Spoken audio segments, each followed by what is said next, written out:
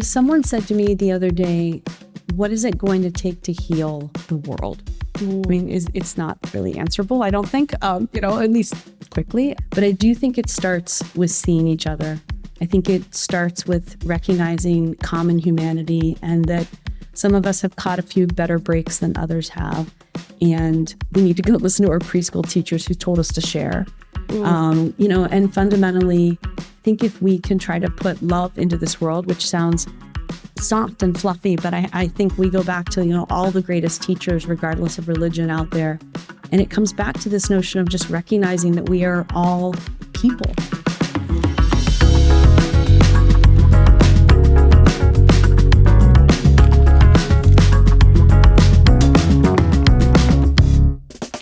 Welcome to System Catalyst, the show that cracks the code for making the world a better place. I'm your host, English Saul. I'm so excited to kick off with someone I deeply admire, my friend, Holly Fogle. Holly grew up on a farm in the Appalachian foothills and went on to spend 13 years serving healthcare clients at McKinsey & Company. Eventually, she felt called to launch Nido de Esperanza, which means Nest of Hope, based in New York City. The organization supports immigrant families living in poverty.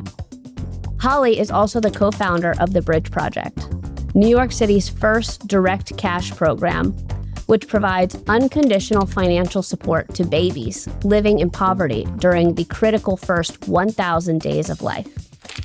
Holly, thank you so much for being here, and welcome to System Catalyst. English, I'm so delighted to join you. Thanks for having me. Of course. I have so many questions for you, Holly, and I'm really excited. So first off, I have read that you have described yourself as a farm girl turned New Yorker. This is true. And not only do I think that that's an extremely amazing book title, and I hope that you write that book someday, but also I want to know more about what that means. Tell me about your life on the farm, because I also live on a farm now. I have alpacas and chickens, and I'm getting goats. So excited. So I need tips. And also, what does it mean to be a farm girl turned New Yorker? Tell me about that life transition. It was a big one. So I grew up in a little town called Lore City, Ohio, population not quite 300. We lived outside of town. Coal miner's house, and we were at the end of a one-lane dirt road.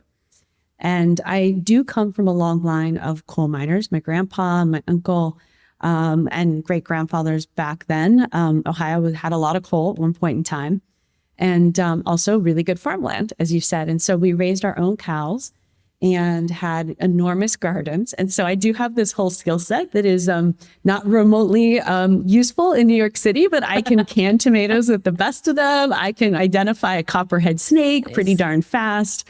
My grandpa taught me to think about snapping turtles. And so I had, I had a childhood that was very much around being outdoors and being in nature and always full of animals, as you said. We never had goats, so I can't give you goat tips, but I do love goats. And I think the other piece of this is it was a community that was really anchored with two churches, even though it was a tiny little town, a Methodist church and a Catholic church. And I think, part of the work that I have now done as an adult really ties back to those old church ladies who just understood that, of whom much is given, much is required. And they did not make money because no one had any money, but it was back to we had a freezer full of wild blackberries because my grandpa was really good at sussing out wild blackberry patches. And so that's the basis for a pie.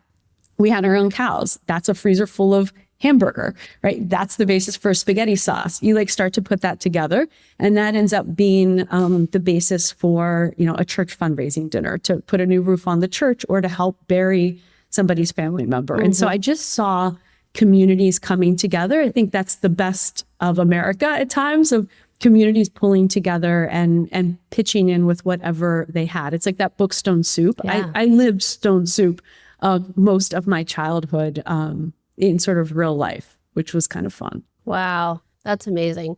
And, Holly, you are such a, first of all, a unique individual, but also wear so many unique hats, right? So you are a philanthropist, but you also have kind of your own organization, which is the Bridge Project.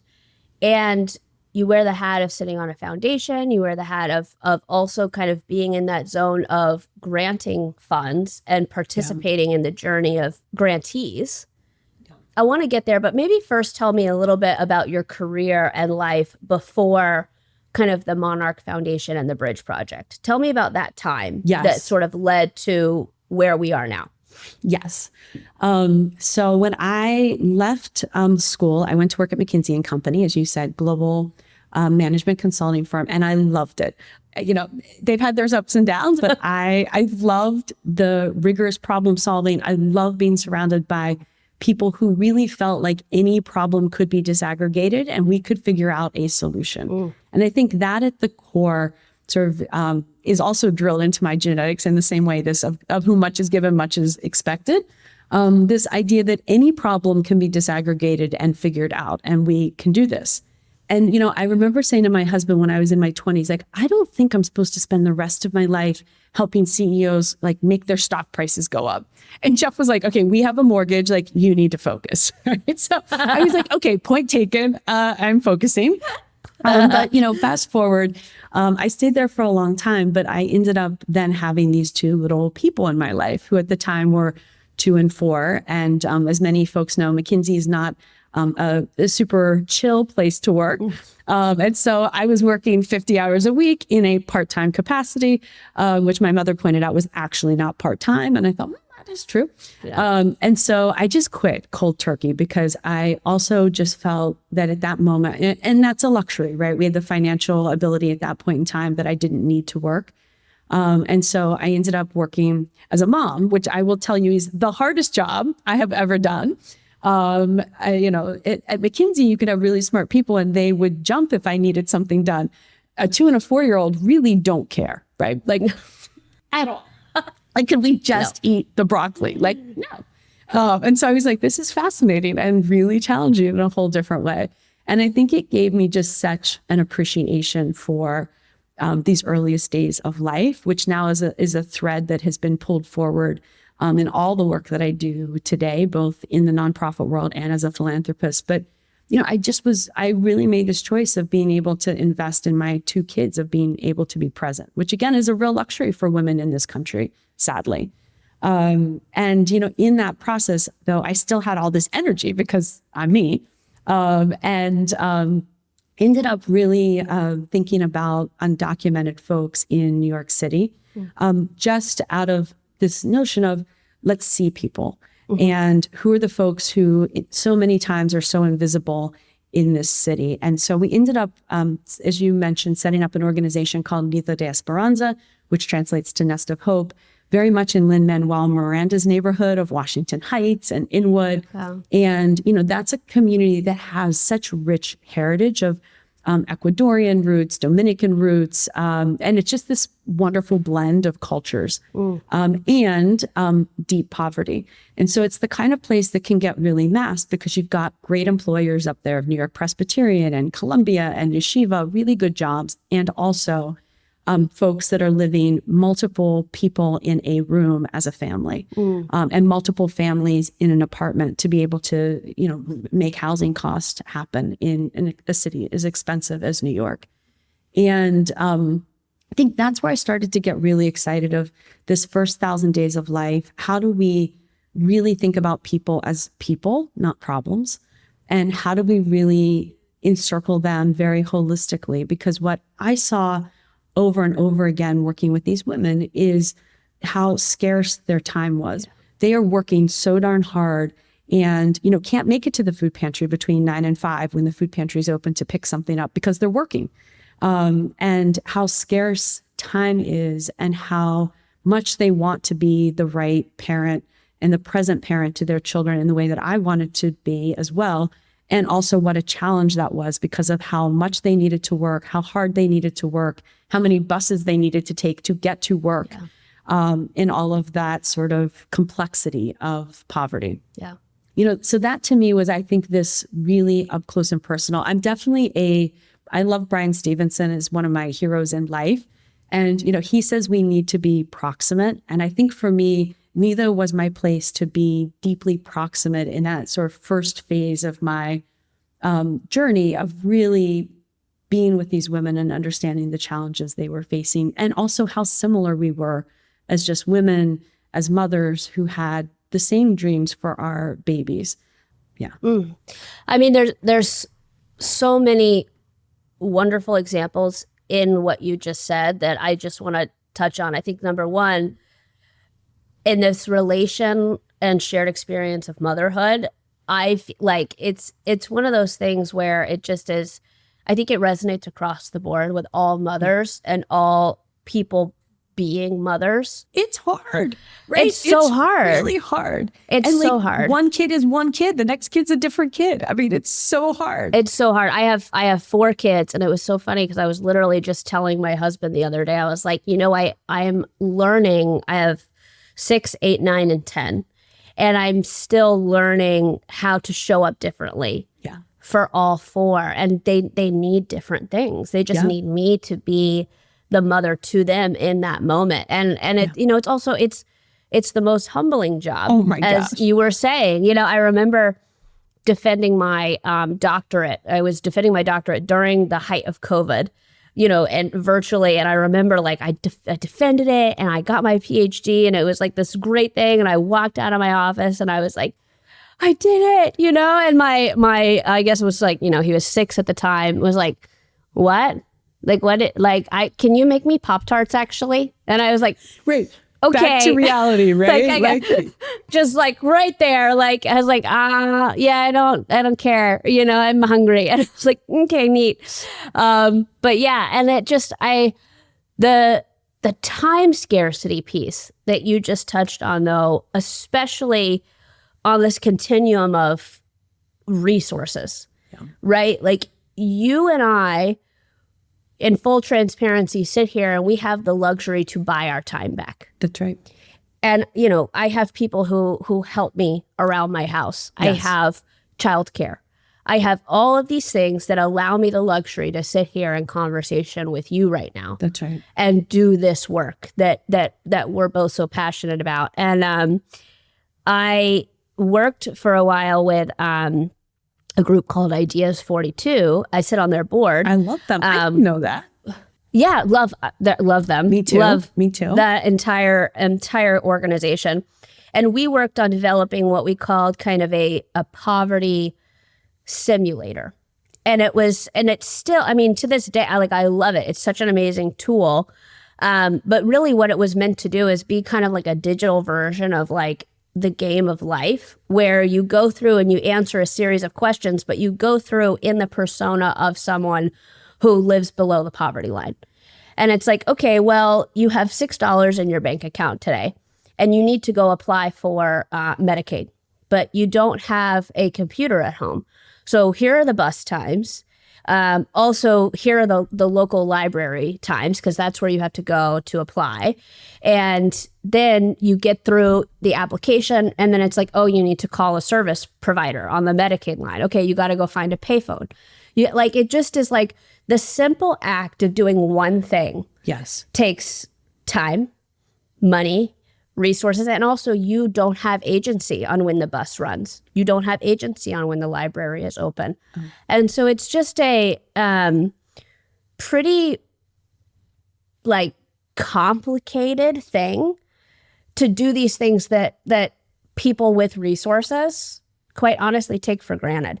And then being a mother at the same time, I think it's just there's just some things that are truly impossible. So I'm just so enthralled and curious to hear about your experience. And then also with you wearing the hat of being able to be a philanthropist and say, I actually have resources to devote change to this.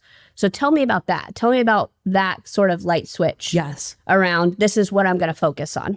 Well, I think Jeff and I, our resources were growing over this period of time. And I feel like I have, given how I grew up, which we were just talking about, I feel like the resources I have now are kind of monopoly money, to be honest with you. And so I'm playing with house money as a philanthropist at the end of the day. And, I think the conversations like this one, the rooms that I'm in, my grandmother never in a million years would have dreamed that I would also have the social capital that you and I are lucky to have, and be able to talk to people and to be able to get to advocate for others. And so in that whole process, I was doing this really proximate work with women in Northern Manhattan. Yeah. And I think right then what ended up happening was COVID, and turned us all on our heads. And certainly with these women that I really had cared about in Northern Manhattan, because they were undocumented, they didn't have a safety net, and they knew that immediately. And we knew that immediately. And so they were calling us, saying, we don't have diapers, we don't have food. There was no protection for eviction because they didn't have leases. They're renting a room from somebody else who has a lease. And so they could be put on the curb in a nanosecond with an infant. And so, the city's on lockdown. New York City's ground zero at the moment. And so really, honestly, out of necessity, we just thought about getting cash into these women's hands because it was frankly the only thing we could do. And I would say that was my light bulb moment of, oh, cash really, really works. Cash can scale. And so instead of having, a grassroots organization that I support, I can kind of go one better and actually go directly to the mother herself, who is working hard, is facing all the same challenges you and I face as just a mother. And then also the additional challenges that you were highlighting of time scarcity, of resource scarcity, and what that adds on. And so I think that was that was sort of that moment where my brain flipped and understood perhaps what Jeff and I want to do is just put cash into the hands of pregnant women and support these babies for the next 1,000 days of life, which we know there's all kinds of brain science about how important these earliest days of life are. And so the Bridge Project, we stood it up inside the Monarch Foundation simply as a way to move our money at scale. That was my goal. We have a lot of friends. We have a lot of people who also care about these same women, who care about babies, who care about their backyard, wherever that is. Yeah. And so we spun Bridge out. It's its own 501c3. But, fundamentally, I think it just goes back to what I learned at the feet of these old church ladies of we're going to share. We're going to help people. We're going to see people. We're going to believe in the dignity of people, and that people, particularly mothers, know what they need to do. And they make very different choices, as you and I would. If somebody gave you and I $100 today, you and I would make very different choices in all likelihood. But the choice you make is going to be right for you and your 4 kids. And the choice I'm going to make is going to be right for me and my 2 kids. Yeah. And I have a lot of trust in mothers. That right there, I think is that's it. That's the line. Trust in mothers, trust in women. And we have mountains of data. And, I sit on the board of an organization called CARE, and this is a pillar of their work as well in the global space is cash to women, cash to mothers, cash transfers, right? And there's a handful of organizations out there that use this service, use this transaction, this interaction. And there's mountains of data that says this is good. This women having cash means their communities get better. That's right. Like that's, across the board. And I think that what you just said, cash is a proxy of trusting mothers and trusting women to build and lay the foundation and improve their communities in the ways that they see fit. That's right.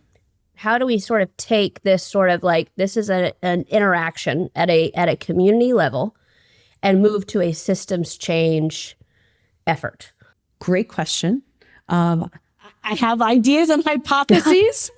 Thanks. I do this professionally. Exactly. I have some ideas and hypotheses in my McKinsey brain. And also, right, man, it makes you so darn frustrated that we're not there. But I think, part of what I have been thinking a lot about in this world is, we need to continue to put research down. As you and I said, we have massive amounts of research that cash actually alleviates poverty. I mean, this we don't have to be Einstein here, right? Poverty is fundamentally, by definition, a lack of cash. When you put cash into that system, you can alleviate poverty. And so, for instance, in New York City, we're really studying what amount of money lets this woman, a woman who's in transitional shelter, and pregnant get out and stay out of shelter. And that's some money funded by, or some programs funded by the New York City Council and Speaker Adrienne Adams, who the first mother, the first grandmother, the first Black woman to lead council. Not surprising. She gets it. She sees it. She trusts women, and is really a champion. But for the taxpayers of New York City, of let's see if we can make this work. I'll tell you another one that I think part of this is also how do we win hearts? Because as you're saying, we have a lot of data already. We can add more. But I also think this question of, it was why it's really important for me to take the Bridge Project to Appalachia. I came from there. So that cuts close to my heart. And also, I think it's important for our leadership, our federal leadership, to understand how all of these decisions are affecting women and babies, particularly in the middle of the country. And so, where I grew up, the jobs went away when coal went away. We had some manufacturing that went away. And the poverty rates of where I grew up are worse than in the South Bronx right now. Wow. And there's just not opportunity there. And so I think, how do we put spotlights on the plight of these women and these babies? How do we put a spotlight on female veterans that have some of the most atrocious birth outcomes of any group of women in our country, which just also feels so wrong to me from just a pure old moral imperative. And so I think, it's how do we continue to tell the stories in their words and lift up their voices, because we've got to win hearts here too. Yeah. And you have said that you can learn more from a conversation with one of these women or even a nonprofit leader more than a 20-page report, right? 1,000%. And the data can only get us so far. It doesn't. That's right. It doesn't make us feel it. And so, Holly, can you tell me? We're talking about this crossroads, right? In a mother's life of maybe moving out of a shelter. Yeah. Give me the tale of two stories here. Give me the story of, okay, this woman is trusted. Yeah. She's got cash. Someone somewhere decided to say, I actually trust this woman. And then tell me the story of a woman who doesn't have cash, who doesn't have the trust, who doesn't have the agency. I think let's start with the first one, because we just hear it over and over again. And so we just opened up our bridges in 10 states, but New York City is where we started. And we're on our 5th cohort of moms in New York City. And so, I think what breaks my heart is there's a whole bunch of mothers that aren't going to receive that cash.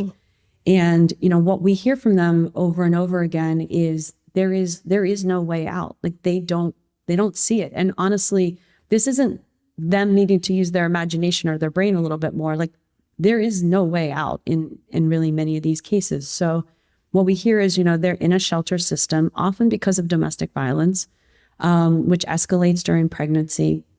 It's really hard to work if you have a baby because our childcare in our city is really expensive. And you put all that together, and we had a mother tell us that what she desperately needed was a doula because she has a 3-year-old. And when she gives birth, she's going to be alone because she was in a domestic violence situation. She's left that situation, which is why she's in shelter. But we thought she wanted the doula because she's alone and needs support during birth, which is a pretty natural thing to want. In fact, what she's worried about is she doesn't have any money for childcare. And so the hospital has told her if the 3-year-old shows up without an adult supervision in the birthing room while she's having the baby, they have to call child services. And when child services gets involved, she doesn't then know what will happen. And she doesn't have extended family here. The partner obviously is not in the picture because of the abuse. And so I think of this is a woman who is going to use this cash to basically pay for a babysitter, a highly skilled babysitter while she's giving birth. That's a pretty tough one. This woman named Daniela, similar story actually, 28, pregnant with her first baby, had been with her partner for 15 years. And he had been abusive throughout their relationship, but as she got pregnant, it escalated. Again, very typical. And she got to the point where she really was afraid for her life. She luckily did get selected for Bridge and did not tell him, saved the first multiple months of Bridge payment, and then used that money once she had enough to get out and stay out of of their apartment. But she was working for the New York Public Library. And so she has a job. Like, this woman is educated, but he has control of their bank accounts. And so this is for her why she could never leave without some additional cash, because he, in the same way he was controlling her body, was also controlling their finances. Financial abuse. Yeah. Of course. And often, as you know, English just goes hand in hand. And so, she was able to leave, and she had the baby at term, but at 4 pounds, because there was so much stress resident in her body that, it wasn't a healthy pregnancy. And there's a lot of early intervention she's now doing with Jeremiah. But fast forward 3 years later to the end of Bridge, when she's been receiving the support, she's now married to a really supportive husband. And she had baby D'Angelo, and he was born at 8 pounds. And I will tell you, I think this idea that she's had a healthy baby born to term that's 8 pounds and not 4 pounds, which you and I know, again, there's all the science that goes into why that is the case. But in this example, she was so proud of what she's been able to do over that 3-year journey with these now 2 boys. And she went to talk to Governor Hochul and to use her voice and to tell the story. And she said to Governor Hochul, she doesn't think she and baby Jeremiah would have been alive today if she hadn't been selected in that first 100 women. Mm. And so, I think, to your point, like, these stories can just diverge in really good ways or in really bad ways. Yeah. But, I would say in both of those cases, what we see are mothers trying to be the best mother they can be, trying, in that first story, desperately not wanting child protective services involved because she is a good mother.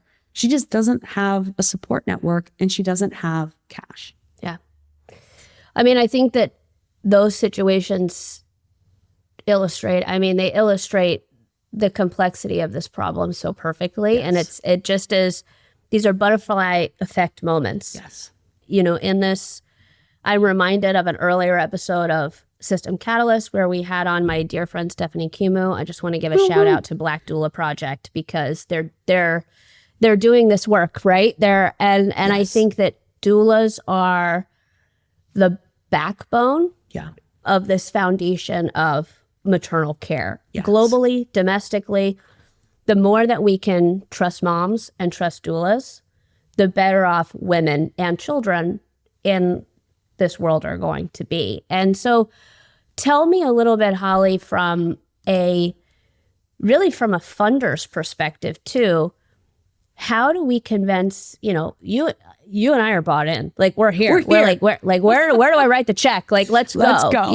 Exactly. We trust women. We want to give them money. Yeah. How do we bring other funders along in this? Yeah. I know conversations like this, I think, are going to be important, but what else, from a funder's perspective, what made you want to, move to a systems change, kind of perspective, and what is the risk that you're willing to take as a funder to enable and fund systems change for moms and babies? Such an important question. And I think, part of it is there's a big place-based movement happening in philanthropy right now. If people want to fund in their backyard, mm-hmm. which I think on the worst side of us, if I'm critical of us as philanthropists, we're tribal and kind of entrenching.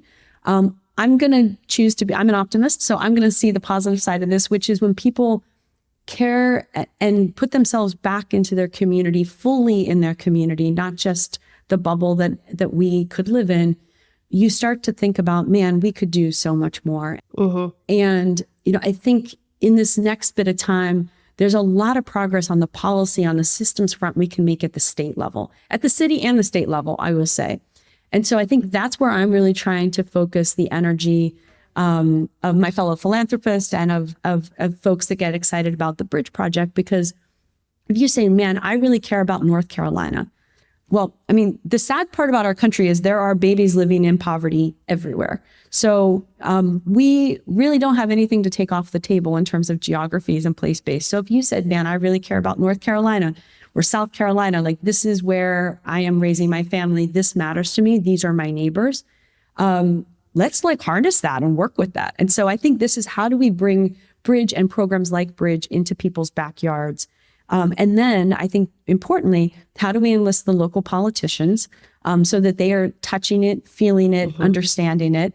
Because I think it just hits differently when you know this is your neighbor 3 miles down the road and they are struggling they're making choices every day between, can I buy diapers or can I keep my phone on? And this is a really hard choice because my phone is my lifeline to all the other services that I need to be able to access here in food pantries and my map and all the other things that we live with every day. And so I think this notion of how do we plop these things in people's backyards? How do we enlist the local politicians to feel it, touch it, meet people, hear these stories? And, and then we've got to just keep amassing data. But I do think it's our head and our heart English because we've got to unlock some of the heart. And I think just get back to this fundamental humanity. As a country, every baby deserves a fair chance. I just believe that so deeply as a mother, as a person, as an American. Yeah. And we're not giving kids a fair chance right now. Yeah. I mean, I think what you're saying is really critical because I think that, something that I've been able to witness around sort of the systems level, if we're really trying to move an entire system, you have to communicate and corral, yes, in a sense, all the stakeholders. Right. So financial, political, community, researchers. I think that what you're illustrating right now, what you're bringing to the table is that systems change sparks in a lot of different ways, in a lot of different places. And sometimes it comes from the stakeholders. Sometimes it comes from the community. Sometimes it comes from the funders. And this sort of, ripple effect is what allows it to grow. And it can grow grassroots, it can grow upward, it can grow, in a lot of different directions. But the momentum is what makes it stick and makes it stay. Yeah. There's so many threads to be woven in this work. And, I think that this moment of just like the shared humanity and saying motherhood is motherhood. And there's a lot of people who are mothers and mothering. Yes. And how do we help in that with them? Yeah. It's beautiful. It is. And, we call our foundation the Monarch Foundation. I mean, for a few different reasons. One is that, I love monarch butterflies and they are endangered. And so we do need to plant milkweed. There's my public service announcement on that one. Please plant milkweed, everyone. And a lot of people don't know that, you think this is this incredible little creature that makes this round trip to Mexico every year, but it's actually 5 generations of butterflies that make that trip. So what I think is so incredible is this little creature sets out on a journey that it's never going to complete, but it takes a leg of that journey. And I think I have always been a dreamer. I mean, it's why I was able to leave Appalachia. I just had really big, audacious dreams. And I needed to see sort of that bigger world and where I was going to hit those walls. And so I think from, a foundation perspective, we think about really big, audacious dreams. And, for me, it's, can we eradicate early childhood poverty in this country? It is possible. Will I live to see that day? I hope so, but maybe not. But regardless, we've got to take the leg of the journey. And I just feel that so deeply, I think, of, and I think also the serendipity that you're speaking to, English, of you just never know. One of these babies in Bridge may go on to be the president of our country someday. And think my mom told me this story of how important someone believing in her in this moment of my life really was. And you just never know what's going to happen and where these babies that we're all investing in with our pocketbooks and our hearts are going to go on and do and change and be in this world. And so all of that feels important to me. And I think it's why I can get up every morning and try to stay in this work. In your work, and as you think about this, and as you think about, these true partners and these people, is there anyone else that comes to mind that makes you think, oh, they're a systems catalyst, we should talk to them, we should elevate their voice, that you would say you should have on this show? I love CJ Grimes over at Work Money. I don't know if you have talked to them. Jeff actually talked to her. I think that we have a previous episode with her on there. Yeah, she's We'll a make sure great to one. include that in the show notes. Well, maybe part of why we love each other, she was an activist in steel country. And so she and I know a lot of the same places in West Virginia. She describes work money as the AARP for poor people. Wow. Basically trying to aggregate opinion and power. That goes everything from like, how do you get a better deal on your cell phone? Because we're all united here, to how do we use our voice for issues that we collectively care about in a bipartisan way. And so, I think I've been really interested in thinking about folks who are reaching deep, deep into the system and trying to bring voices up and forward. She's one that's been on my mind a lot lately. Oh, I love that. Okay, that's amazing. We're going to make sure to add the link to this in the show notes here as well. My last question for you, Holly, and I really just feel like we could talk all day, but I know I don't want to take up the next 6 hours of your time.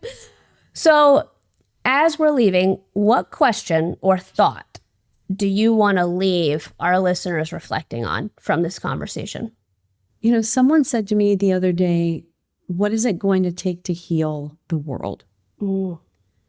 And her statement to me was, you don't need to answer it now. I mean, it's not really answerable, I don't think, at least quickly. But I will say I've been sitting with that question a lot. And I would pose it to your listeners and viewers of what will it take to heal the world? And I don't know that I have an answer still after pondering for a long time, but I do think it starts with seeing each other. I think it starts with recognizing common humanity, and that some of us have caught a few better breaks than others have. And we need to go listen to our preschool teachers who told us to share. And fundamentally, I think if we can try to put love into this world, which sounds soft and fluffy, but I think we go back to, all the greatest teachers, regardless of religion out there. And it comes back to this notion of just recognizing that we are all people. And we all have wounds. Some of us just hide them a bit better than others. And so I think, I've been sitting a lot with yes, I'm so grounded in data and research and my McKinsey brain, and I love a great study and I love all of that. And I think when I boil it all back down, it is this notion of how do we heal the world? And I think that's not going to be that's not an RCT that comes out of somewhere. That's not going to heal the world. What's going to heal the world is people like your listeners and viewers showing up every day, trying to make their corner of the world a little bit better. Thank you so much, Holly. English, always a pleasure.